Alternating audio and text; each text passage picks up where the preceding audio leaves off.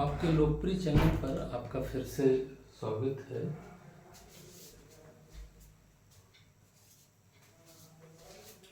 हम लोग आज पिछली कक्षा में हम लोगों ने पढ़ा था खिलाफत आंदोलन और असहयोग आंदोलन।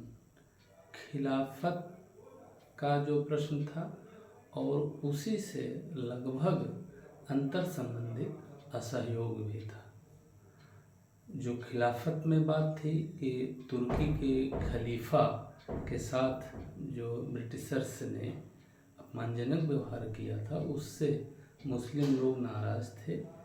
इस बात का फ़ायदा गांधी जी को यह सूझी कि हम ये उठा लें कि हिंदू और मुस्लिम दोनों लोगों को एक कर लें, और कुछ समय के लिए ऐसा हुआ भी, और दोनों शक्तियों ने हिंदू और मुस्लिम मिल करके असहयोग आंदोलन चलाई, जो 5 फरवरी 1922 को उत्तर प्रदेश राज्य के गोरखपुर जनपद के चौरी चौरा नामक स्थान पर थाने में आग लगाने से जो 22 पुलिसकर्मियों की मृत्यु हुई, उसके फलस्वरूप बारदोली गुजरात में बैठे हुए महात्मा गांधी, जो कर न दो आंदोलन चलाने की तैयारी में थे, उन्होंने आंदोलन में हिंसा के प्रवेश के कारण दुखी होकर के आंदोलन को स्थगित कर दिया।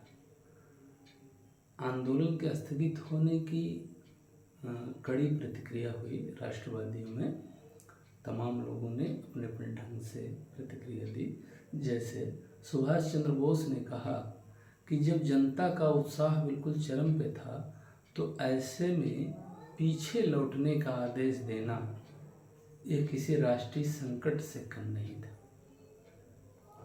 मोतीलाल नेहरू ने कहा कि यदि मद्रास में के किसी एक गांव में अहिंसा का ठीक से पालन नहीं हुआ तो हिमालय के या गांव को या पूरे देश को उसकी सज़ा देना कहाँ तक उचित है। इस टाइप से कई लोगों ने अपना विरोध जताया, लेकिन सबका अंततः अभिमत यह था कि गांधी जी जो कर रहे हैं वो उचित ही कर रहे हैं। बाद के घटनाक्रमों ने यह सिद्ध किया कि गांधी जी का कदम उचित था।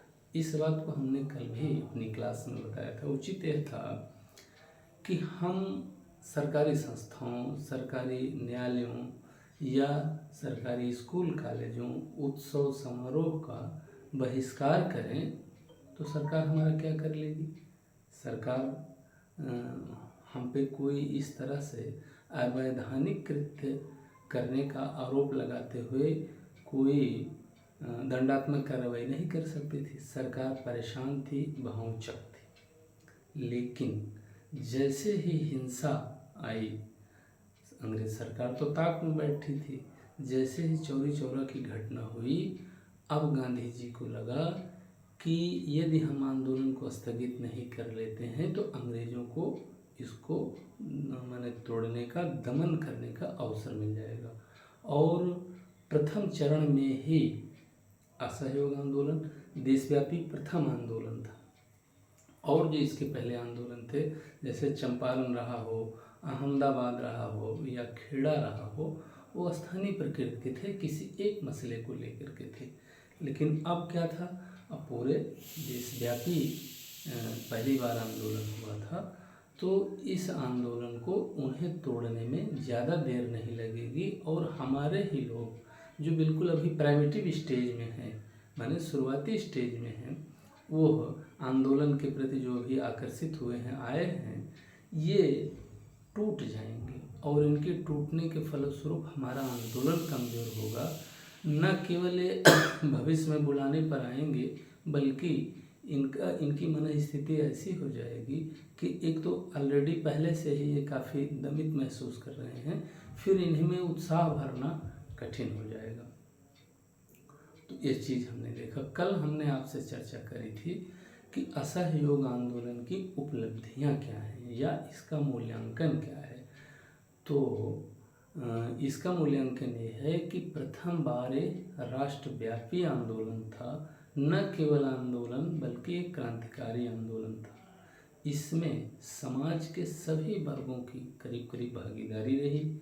महिलाएं भी अधिक संख्या में इस आंदोलन में प्रतिभाग की। समाज के अन्य वर्ग, जो भी वर्ग थे, जो कामगार वर्ग भी थे, वो लोग भी सब के सब इसमें शामिल हुए। कुछ किसान और मुस्लिम वर्ग इस घटना से उतने प्रभावित नहीं रहे। उसके कई कारण रहे हैं। तो कुछ मुस्लिम और किसान वहाँ तक इसकी आवाज़ को उतनी प्रभावी ढंग से नहीं पहुँच पाई, लेकिन फिर भी यह आंदोलन पहला सशक्त जुझारू आंदोलन था। कहने को तो गांधी जी ने कहा था कि 1 बरस में असहयोग आंदोलन के चलने से स्वराज्य मिल जाएगा। वो स्वराज्य तो नहीं मिला, लेकिन कभी कभी आंदोलनों में लोगों को शामिल करने के लिए, थोड़े से उत्साह बढ़ाने के लिए ऐसी भी बातें की जाती हैं जिनको पूरा करना हो सकता है कि तात्कालिक तौर पे संभव ना हो, लेकिन फिर भी उनके उद्देश्य और उनकी सफलता कम नहीं होती। ठीक इसी तरह से हमारा असहयोग आंदोलन भी रहा, जो काफ़ी हद तक सफल रहा। लोगों का मनोबल पहली बार खूब बढ़ा और लगभग विजेता सा महसूस कर रहे थे। ठीक, अब असहयोग आंदोलन के स्थगन के उपरांत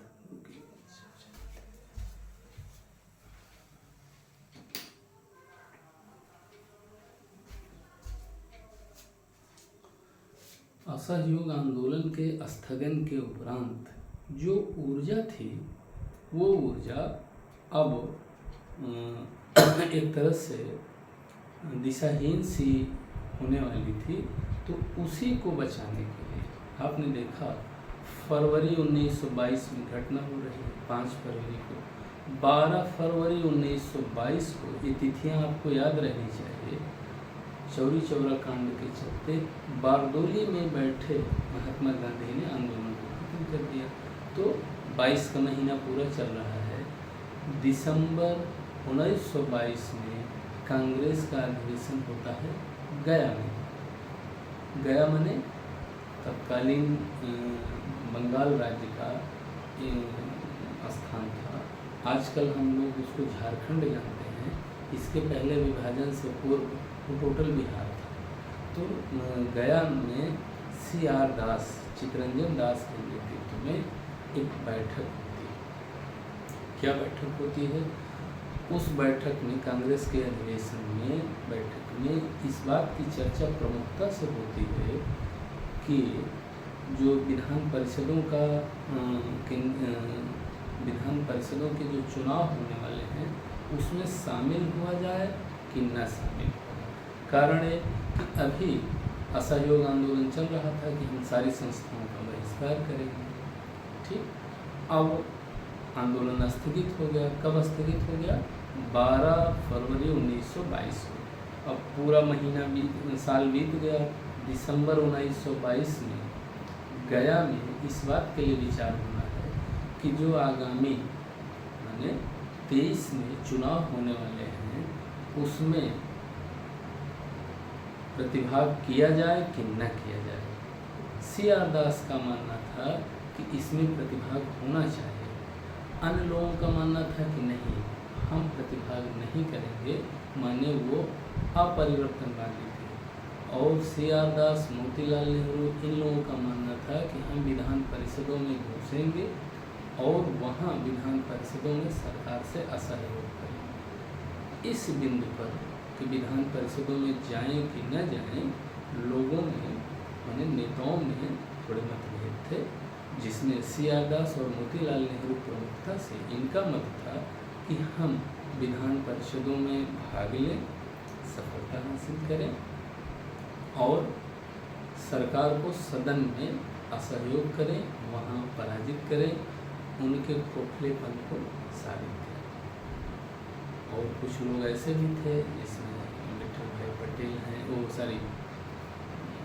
जवाहरलाल नेहरू और तमाम नेता राष्ट्रवादी ऐसे थे जिन्होंने ये महसूस किया कि नहीं, हमें नहीं जाना चाहिए, विधान परिषदों में नहीं घुसना चाहिए, क्योंकि वहाँ जाएंगे तो जो हमारा असहयोग का मामला है वो असहयोग नहीं होकर के कहीं न कहीं सहयोग होने लगेगा। ठीक है, तो इस टाइप का वल्लभ भाई पटेल रहे हैं, जवाहरलाल नेहरू रहे हैं और तमाम नेता रहे हैं, ये सब जाने के पक्ष में नहीं थे, ते अपरिवर्तनवादी कहे गए। ठीक, अब हुआ क्या, जब ये मतभेद आ गया कि जाया जाए कि ना जाया जाए, और कांग्रेस को छोड़ना भी नहीं था, कमज़ोर भी नहीं करना था, तो CR दास और मोतीलाल नेहरू ने ऐसा किया कि मार्च 1923, कारण 22 खत्म हो गया, मार्च 1923 में इलाहाबाद में एक सम्मेलन बुलाया और वहाँ स्वराज पार्टी की स्थापना की। वही पहला प्रश्न भी है हमारा, आज देखते हैं हम लोग, ये देखिए स्वराज पार्टी की स्थापना कब हुई, तो इसका जवाब है मार्च 1923। मार्च 1923 कहाँ, तो इलाहाबाद। मार्च 1923 इलाहाबाद जी, यहाँ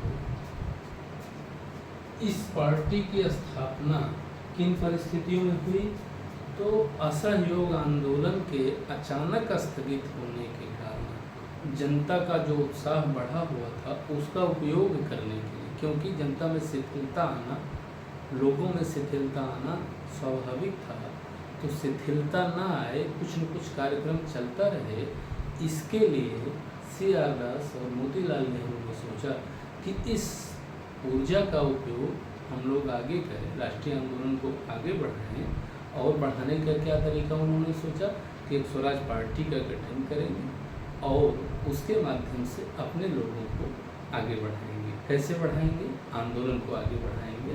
तो असहयोग आंदोलन से उत्पन्न, असहयोग आंदोलन के स्थगन से उत्पन्न परिस्थितियों के कारण इसका इस पार्टी की स्थापना हुई थी। तो इसका जवाब होगा असहयोग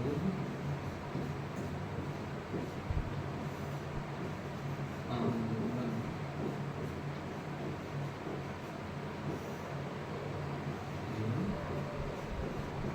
स्थगन से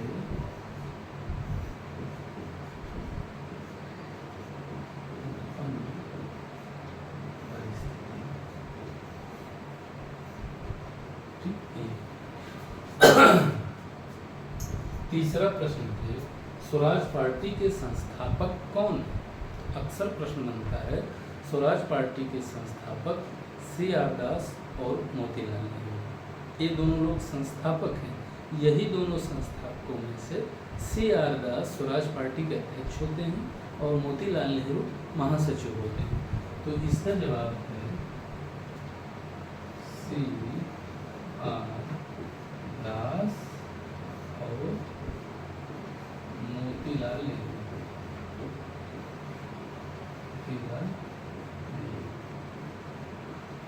ये इसके संस्थापक होते हैं। और आपको ख्याल होगा CR दास, फिर से कह दे रहे हैं, CR दास इसके अध्यक्ष होते हैं, मोतीलाल नेहरू इस पार्टी के, स्वराज पार्टी के महासचिव होते हैं। ये हमें ध्यान रखना है। फिर ये देखिए प्रश्न आया हुआ है, दिसंबर 1922 में कांग्रेस का अधिवेशन कहाँ हुआ था। तो दिसंबर 1922 में, अभी हमने चर्चा की, दिसंबर 1922 में कांग्रेस का अधिवेशन गया में हुआ था। अक्सर गया अधिवेशन, कांग्रेस का गया अधिवेशन, इसकी चर्चा होती है। जब प्रश्न सेटर बनाता है तो उसमें लिखता है, या वैसे भी लिखते हैं, कांग्रेस के गया अधिवेशन में यह निर्णय हुआ। तो कांग्रेस के गया अधिवेशन बड़ा महत्वपूर्ण है और वो CR दास की अध्यक्षता में होता है।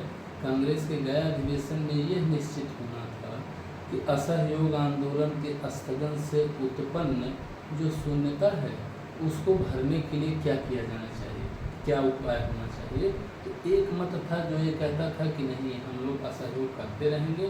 दूसरा मत एक था जो ये कहता था कि नहीं, हमें विधान परिषदों में प्रवेश करना चाहिए और विधान परिषदों में प्रवेश करके वहाँ सरकार को पराजित करना चाहिए, या उनके खोखलेपन को, विधान परिषदों के खोखलेपन को, शक्तिहीनता को वहाँ प्रकट करना चाहिए, असहयोग करना चाहिए। इवन देन आप ऐसे भी कह सकते हैं कि जो खुले में था, भौतिक रूप से असहयोग आंदोलन वो स्थगित हुआ था, लेकिन इन लोगों का मानना था कि प्रकारांतर से हम लोग विधान परिषदों में घुस करके असहयोग का कार्यक्रम जारी रखेंगे, जिसका लाभ ये होगा कि जनता जो अभी ऊर्जा से भरी हुई है, ऊर्जा से लबरेज है, उस ऊर्जा का क्षमता का उपयोग हम अपने राष्ट्रीय आंदोलन में कर सकें। चूँकि यहाँ राष्ट्रीय स्तर के नेताओं में मतभेद हो गए, CR दास और मोतीलाल नेहरू ने ये महसूस किया कि हमें उसमें घुसना चाहिए विधान परिषदों में। ऐसी नौबत इस नाते आई कि 1923 में अब चुनाव होने वाले थे, तो उससे पहले तैयारी भी होना चाहिए चुनाव की, और साथ ही यह निर्णय भी होना चाहिए कि हम उसमें जाएंगे कि नहीं जाएंगे। यद्यपि चुनाव में जाने के लिए या किसी भी विशेष मसले के लिए विशेष अधिवेशन भी कांग्रेस के होते रहे हैं। आपसे हमने पहले भी चर्चा की थी, कांग्रेस के अधिवेशन दिसंबर महीने में ही हमेशा होते थे, लेकिन कोई अगर विशेष बात आ गई, कोई ऐसी बात आ गई जिस पर सबको मिल बैठ के निर्णय लेना है, तो विशेष अधिवेशन भी होते रहे हैं। और उन विशेष अधिवेशन कहाँ हुए, किसके नेतृत्व में हुए, इस पर भी प्रश्न बनते रहे हैं। तो हमारी सूक्ष्मता से निगाह होनी चाहिए कि जो रेगुलर नियमित रूप से दिसंबर में अधिवेशन होते हैं वो तो होते ही हैं, यदि विशेष अधिवेशन भी कोई हुआ है तो उसकी भी हम लोग चर्चा कर लें, जान लें कि कहाँ क्या हुआ है। तो ये दिसंबर 1922 में कांग्रेस का जो अधिवेशन हुआ था, ये हुआ था गया में। ये देखिए,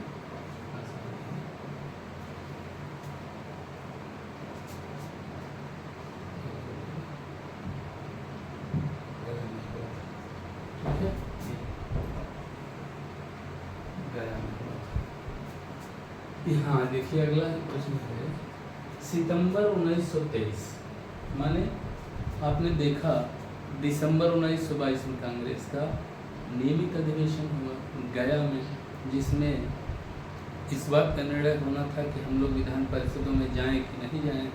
एक वर्ग था जो नहीं जाने के पक्ष में था, वह परिवर्तनवादी कहलाया। दूसरा वर्ग मोतीलाल नेहरू और CR दास का जो परिवर्तनवादी कहलाया। और इन लोगों ने क्या किया कि शुरुआत में ही मार्च 1923 में ही स्वराज पार्टी की स्थापना इलाहाबाद में कर ली। अब मार्च, अप्रैल, मई, जून, जुलाई, अगस्त 23 में, सितंबर 23 में, ये देखिए सितंबर 23 में किनके नेतृत्व में, मौलाना आज़ाद की अध्यक्षता में कहाँ विशेष अधिवेशन हुआ, तो यह हुआ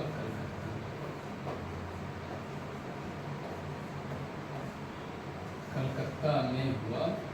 और यहाँ पास क्या होना था, जो ये गया में अभी मतभेद था कि क्या होना चाहिए, उसी को कलकत्ता में स्वीकार कर लिया गया कि ठीक है, अपने लोगों को राष्ट्रवादियों में ही कहीं मत भिन्नता न हो जाए, विचार भिन्नता न हो जाए, या आंदोलन कमज़ोर न हो जाए।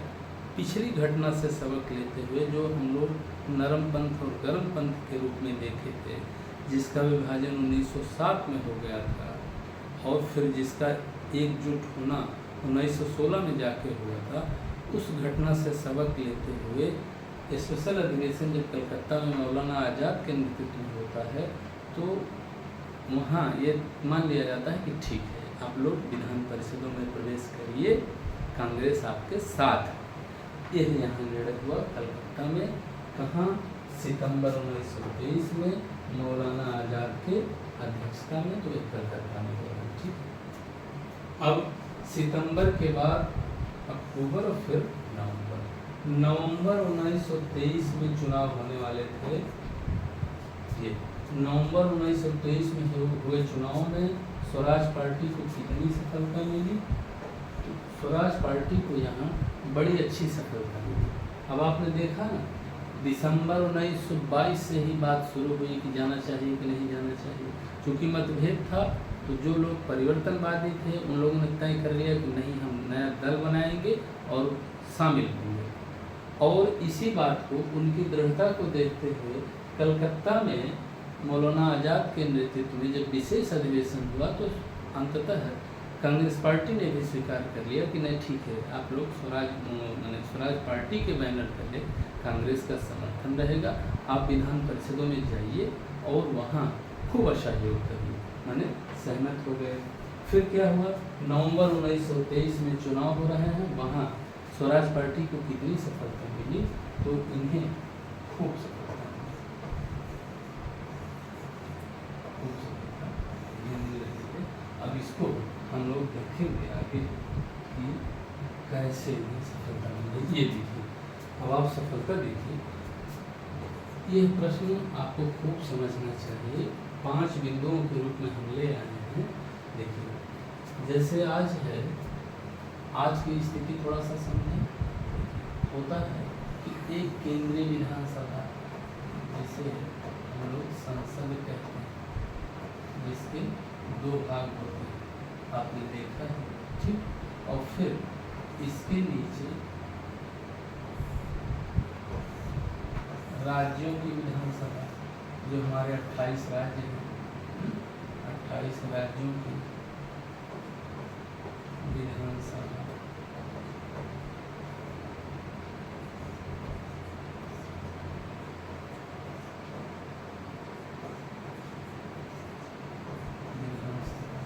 ऐसे, ठीक। और एक केंद्रीय विधानसभा होती है, राज्यों की होती है।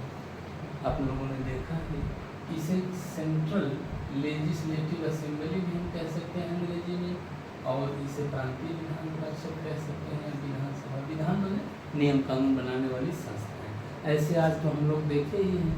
ठीक इसी का प्राइमेटिव स्वरूप, माने शुरुआती स्वरूप ऐसे दिखता था हमें, ठीक है। तो ये देखिए, आप इसको चाहे रहेंगे। अब आप देखिए यहाँ क्या हुआ, सफलता क्या मिल रही है। सेंट्रल लेजिस्लेटिव असेंबली की 101 सीटें पूरी थी पूरे देश भर की। कहाँ देश भर की, जो ब्रिटिश भारत है, जो ब्रिटिश भारत है, ब्रिटिश भारत से तात्पर्य है कि ये ऐसे स्थान थे जहाँ सीधे ब्रिटिश का शासन था, ठीक।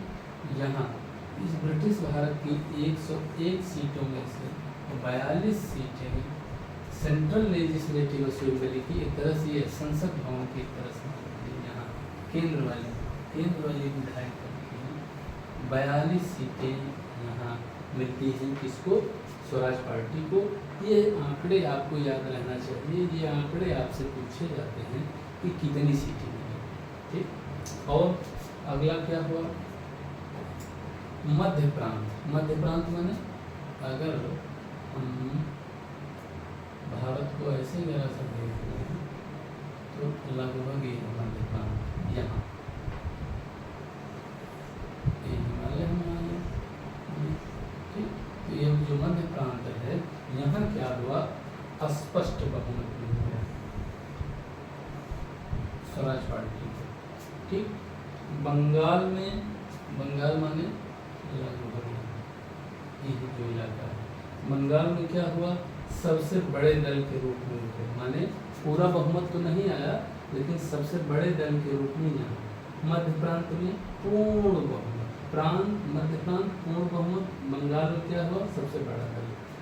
बम्बई तथा उत्तर प्रदेश में भी इन्हें अच्छी सफलता मिली।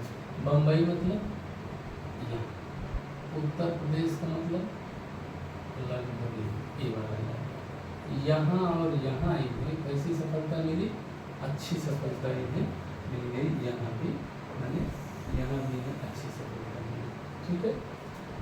बता रहे मद्रास और पंजाब में खास सफलता नहीं मिली। मद्रास यहाँ है ये, और यहाँ पंजाब है। ये दोनों स्थानों पर मद्रास और पंजाब में जातिवाद और सांप्रदायिकता, ये 2 समस्याएं यहाँ रही, जातिवाद और सांप्रदायिकता।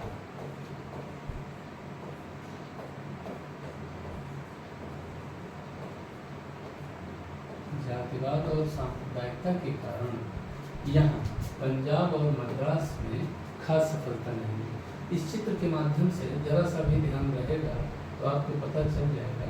देखिए, मध्य प्रांत में पूर्ण बहुमत, ठीक। बंगाल में क्या हुआ, ठीक सफलता इन्हें मिल गई, वहीं सबसे बड़े दल के रूप में उभरे।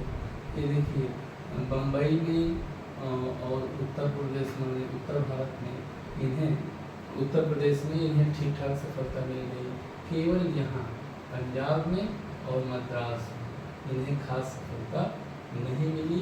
ये इनकी उपलब्धि है। अब आप कहेंगे कि ये तो कोई बहुत बड़ी उपलब्धि नहीं है, लेकिन है। क्यों है कि ब्रिटिश के प्रभाव वाली व्यवस्था है। मार्च 1923 की पार्टी है, आपने देखा ना, मार्च, आपने देखा कि मार्च 1923 में बनी पार्टी है। नवंबर 1923 में चुनाव हुआ, तो कितना दिन था, अब आप ये देखिए, ये मार्च 1923 की बनी पार्टी नवंबर 1923 में ये सफलता हासिल कर रही है। सेंट्रल लेजिस्लेटिव असेंबली जो है उसमें 42 सीट हासिल कर रही है, ये आपको जानना चाहिए, ठीक। 101 में 42 सीटें। मध्य प्रांत में स्पष्ट बहुमत हो रहा है। बंगाल में सबसे बड़े दल के रूप में उभर रहे हैं। बम्बई तथा उत्तर प्रदेश में भी ठीक सफलता मिली। सफलता कम कहाँ मिली, मद्रास और पंजाब में। क्यों, जातिवाद और सांप्रदायिकता के कारण यहाँ ज़्यादा अच्छी सफलता नहीं मिली, ठीक है। तो ये ऐसे आप जरा सा समझिए, थोड़ा सा ऑप्शन होगा आपको ये समझना।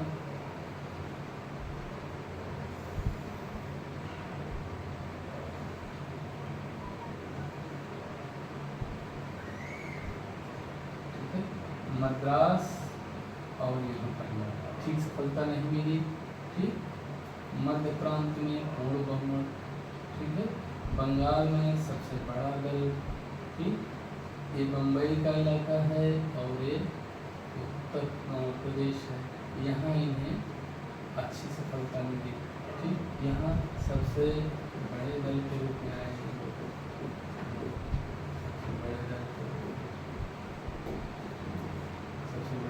यहाँ मान लीजिए इसको हम क्रॉस कर दे रहे हैं कि यहाँ ठीक सफलता नहीं मिली पंजाब में और मद्रास में। ये बंगाल है, ये देखिए ठीक सफलता, इनकी सबसे बेस्ट सफलता यही है, ठीक। अब इस चित्र के माध्यम से आपके दिमाग में बैठ जाएगी, ये बम्बई है, मुंबई, उत्तर प्रदेश, यहाँ दो जगह इन्हें ठीक सफलता आई। यहाँ सबसे बड़े दल के रूप में आए, यहाँ पूर्ण बहुमत आया।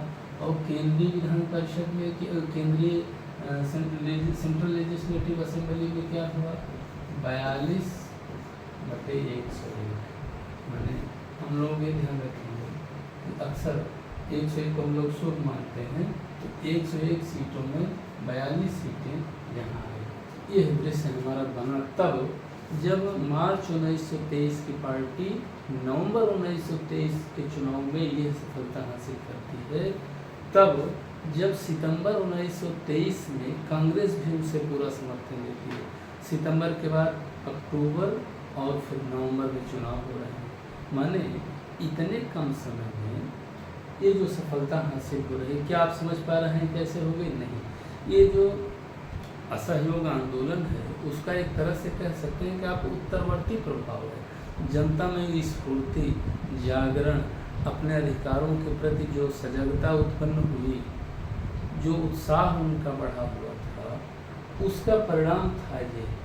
और जो असमंजस की स्थिति रही हो उसको सितंबर 1923 में कलकत्ता के विशेष अधिवेशन में जब यह कह दिया गया कि कांग्रेस भी स्वराज पार्टी के साथ है, उसकी मुहिम के साथ है, तो जो असमंजस की स्थिति थी वो भी खत्म हो गई। तो कहने का मतलब यह है कि कांग्रेस का ही एक तरह से प्रकारांतर रूप इस रूप में दिखा और एक सफलता हमें दिखती है। इससे यहाँ से कई बार प्रश्न बनते हैं और थोड़ा समझने वाली बात होगी कि ये वाली चीज़ जैसे मध्य प्रांत में कैसे क्या हुआ, इससे ये सारी चीज़ें हम देखेंगे और फिर आगे देखते हैं क्या होता है। ये उसी के तहत पहले हम 10वें को भी ले लेते हैं। विट्ठल भाई पटेल एक रहते हैं, इन्हें सेंट्रल लेजिस्लेटिव पार्टी का अध्यक्ष बनाने में सफलता मिलती। आपने देखा रहा हो, अभी आपको देखो, जैसे संसद होती है हमारी, संसद के 2 पार्ट होते हैं, ठीक, एक राज्यसभा होती है, लोकसभा होती है। मान लीजिए लोकसभा का भी एक अध्यक्ष होता है। आज हम लोग देखते हैं इस पर, मान लीजिए आज की डेट में हम बात करें तो ओम बिरला जी बैठे हुए हैं ना, अध्यक्ष होते हैं।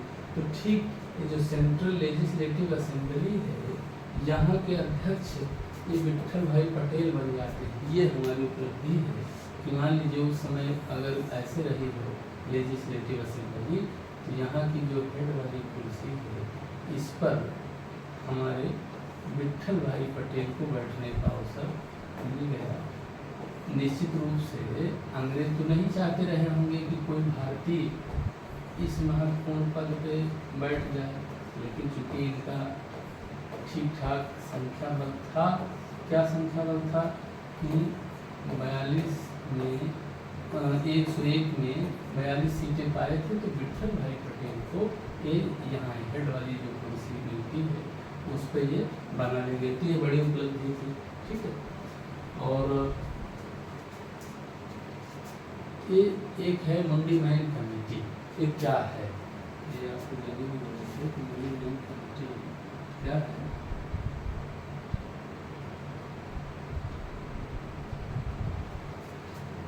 1919 में एक एक्ट आया हुआ था, तो इस एक्ट की समीक्षा हुई थी और जब 23 में चुनाव हुआ, आपने देखा है नवंबर 23 में 1923 में जो चुनाव हो रहा है विधान परिषदों का, तो उसके अगले बरस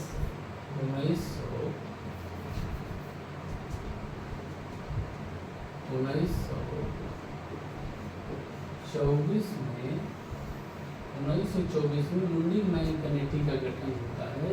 किस बात के लिए, यही 1919 का जो एक्ट है इसकी समीक्षा के लिए। तो अक्सर प्रश्न बनता है कि मुंडी मैन कमेटी क्या है। तो मुंडी मैन कमेटी बनी 1924 में। किस बात के लिए बनी कि 1919 का जो एक्ट है इसकी समीक्षा की है। अब आप कहेंगे समीक्षा क्या मतलब है। समीक्षा का मतलब यह हुआ कि 1919 का जो एक्ट आया वो कहाँ तक प्रभावी हुआ, कहाँ तक वो सफलता प्राप्त किया या कौन कौन सी सफलताएं नहीं प्राप्त कर पाया, उसकी क्या स्थिति रही, इस बात को समीक्षा कहते हैं। तो 23 में चुनाव हो रहा है, 24 में इसी स्वराज पार्टी के प्रभाववश 1924 में 1919 के एक्ट की समीक्षा के लिए मुंडी मैन कमेटी बनती है। ये स्वराज पार्टी के प्रभावस्वरूप ही हुआ था ये। तो मुंडी मैन कमेटी किस बात के लिए बनी थी, 1919 एक्ट की समीक्षा के लिए। किसके प्रभाव में, स्वराजियों के प्रभाव में, ठीक। ऐसे एक कमेटी और बनी हुई है, इसमें मोतीलाल नेहरू इसके सदस्य रहते हैं, स्क्रीन कमेटी। स्क्रीन कमेटी का विषय क्या था कि तीव्र भारतीयकरण। तीव्र भारतीयकरण किस बात की, जो संस्थाएं हैं जिनमें भारतीयों का सीमित प्रवेश था, किसी न किसी प्रतिबंध के चलते भारत देश, भारत में संस्था, भारत के लोगों के लिए और भारत के ही लोग उसमें कम संख्या में रहें, ये उचित नहीं है।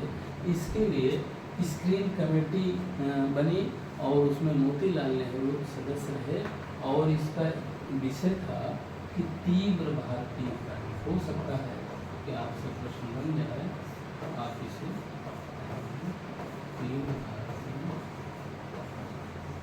ये इसका स्क्रीन कमेटी का विषय रहा कि तीव्र भर्ती करना।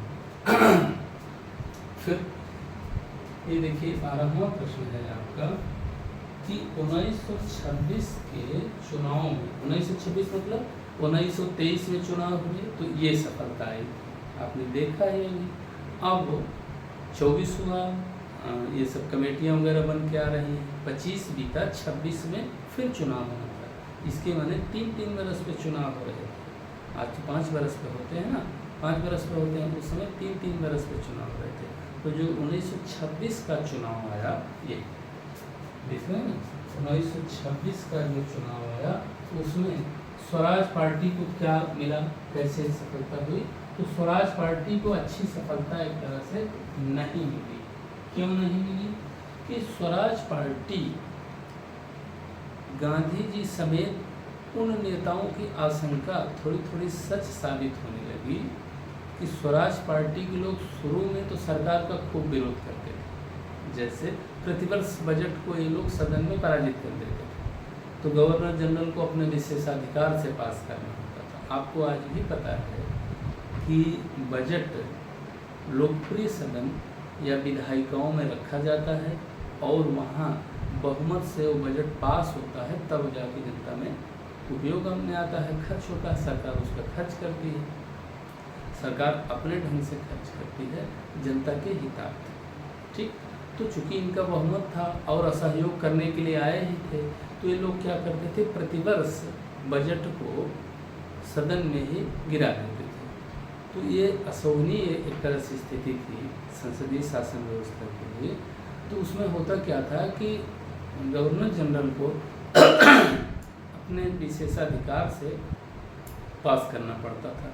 लेकिन 23, 24, 25 धीरे धीरे आते आते 26 तक आते आते क्या हुआ कि स्वराजवादियों की जो असहयोग की नीति थी उसमें कहीं न कहीं शिथिलता आने लगी, सहयोग आने लगा। और उसका परिणाम क्या हुआ, जब 1926 में, ये 1926 के चुनाव में इन्हें ठीक से सफलता नहीं मिली, ठीक से सफलता नहीं मिली। लेकिन फिर भी एक किसी तरह से थोड़ी थोड़ी सफलता रही, लेकिन उल्लेखनीय सफलता नहीं रही। तो सफलता अच्छी नहीं रही उसमें। लेकिन 1928 में अंग्रेजों द्वारा, ब्रिटिशर्स द्वारा एक पब्लिक सेफ्टी बिल लाया जाता है। ये भी अक्सर प्रश्न पूछ लेते हैं कि पब्लिक सेफ्टी बिल कब आया था, तो सन 1928 में आया था। पब्लिक सेफ्टी बिल जो 1928 में आया था, यह भी स्वराज्यों की सफलता ही थी कि पब्लिक सेफ्टी बिल लाई जाए। यद्यपि सफलता उस ढंग की नहीं थी जो 1923 में थी, फिर भी जब 1928 में पब्लिक सेफ्टी बिल आया तो उसमें इनका योगदान था। साथ ही पब्लिक सेफ्टी बिल कब आया, तो ये भी प्रश्न आपसे बनता है, तो आपको इसे ध्यान चाहिए। हाँ, एक प्रश्न ये देखिए था कि गया कांग्रेस के अध्यक्ष कौन थे। तो गया कांग्रेस के अध्यक्ष, पहले भी खैर चर्चा हुई थी इसकी, CR दास। CR दास मतलब चित्तरंजन दास, ये थे गया कांग्रेस के अध्यक्ष। और गया कांग्रेस बड़ी महत्वपूर्ण रही है, आपसे पहले भी चर्चा हुई थी। हम लोग जो असमंजस में हैं, असहयोग आंदोलन स्थगित हो गया है, जनता का उत्साह लगभग चरम पर है। उस उत्साह को एक नया मोड़ देना चाहिए, नई दिशा देनी चाहिए। और इस बात के विचार के लिए मोतीलाल नेहरू और CR दास ने तय किया कि सहयोग लेकर के, कांग्रेस का सहयोग लेकर के ही एक नया एक तरह से रास्ता दिया उन्होंने स्वराज पार्टी के माध्यम से, जिसे इलाहाबाद में 1923 में मार्च महीने में उन लोगों ने स्थापित किया। और मार्च 1923 की बनी पार्टी नवंबर 1923 में अच्छी सफलता हासिल करती है और सरकार को सदन में कई बार पराजित करती, शर्मनाक स्थिति करती है। लेकिन धीरे धीरे शिथिलता आई, असहयोग के बदले कुछ सहयोग होने लगा। परिणाम क्या हुआ कि जब 1926 में चुनाव हुआ तो ये लोग उस ढंग से सफलता नहीं पाए, लेकिन फिर भी 1928 में पब्लिक सेफ्टी बिल ले आने में ये लोग सफल रहे। और ये देखिए गया कांग्रेस, ये प्रश्न आपका रहा। तो ये चीज़ें आज रही। इनको आप ठीक से थोड़ा समझेंगे तो स्वराज पार्टी और उससे संबंधित ये कुछ प्रश्न खास थे जिनकी चर्चा आज हम लोगों ने करी, प्रश्नोत्तर के रूप में करी और ठीक से ये भी समझने की कोशिश की कि कोई घटना हुई तो क्यों हुई और उसका क्या औचित्य था और वह प्रश्न किस स्वरूप में आपके प्रश्न पत्र में आता है और यदि आता है तो आप उसको कैसे हल करेंगे, इसकी चर्चा हमने की। अब आगे फिर से अगली वाली कक्षा में फिर आगे के बिंदु पर चर्चा करेंगे। तो आज की क्लास बस इतनी है।